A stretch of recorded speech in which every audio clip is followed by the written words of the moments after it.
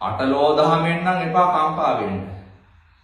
අටලෝ දහමෙන් කම්පා වෙන්න එපා කියන්නේ ඇයි? පුට්ටස්ස ලෝක ධම්මේහි චිත්තං යස්සන කම්පති. අටලෝ දහමෙන් මේ ලෝක ධර්මතාවලින් කවකදාකවත් එපා කම්පා වෙන්න. ලෝක ධර්මතාවලින් එක් ධර්මතාව කොටසක් තමයි අටලෝ දහම කියන්නේ. පින්වතුනි ඔබ හිතන්නකෝ. අද අපිට නිന്ദා එයි, හෙට ප්‍රශංසා එයි. අද අපිට දුක් එයි, හෙට අපිට සැප ලැබෙයි. අද දුක ලැබෙද්දී හෙට සැප ලැබෙන්නේ. අද සැප ලැබෙද්දී හෙට දුක් ලැබෙන ලෝකයක් මේක. දැන් බලන්නකෝ. දැන් අද ප්‍රශංසා ආපු පුද්ගලයා උද්දච්චකම ඇති කරගෙන මහන්තාච්චකමින් ඉන්නවා.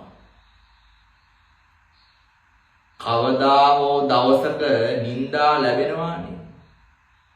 ඒ නිന്ദා ලැබෙද්දී අර ප්‍රශංසා මුල් කාලේ ලැබුණ හින්දා උඩුකමෙන් හිටපු ඒ පුද්ගලයාට දවසක ජීවිතේ නිന്ദා එද්දී ඒ නිന്ദාවන් දරා ගන්න බැරි වෙනවා. ඇයි ඒ උඩගු වුණා. ඒකින්ද ඒ දරා ගන්න බැරි වුණාම තමයි අර ડિප්‍රෙෂන් හැදෙනවා කියන්නේ. ඒව වෙන්න ප්‍රධාන එක හේතුවක් තමයි ඒව. දරා ගැනීමේ හැකියාව නැති වෙනවා. ඒකින්ද දුක ලැබුණා, සැප ලැබුණා, නිന്ദා ලැබුණා, ප්‍රශංසා ලැබුණා. උඩට යන්නත් එපා, පහළට යන්නත් එපා. ඉන්න මට්ටමේ ඔබ ඉඳගෙන කටයුතු කරන්න.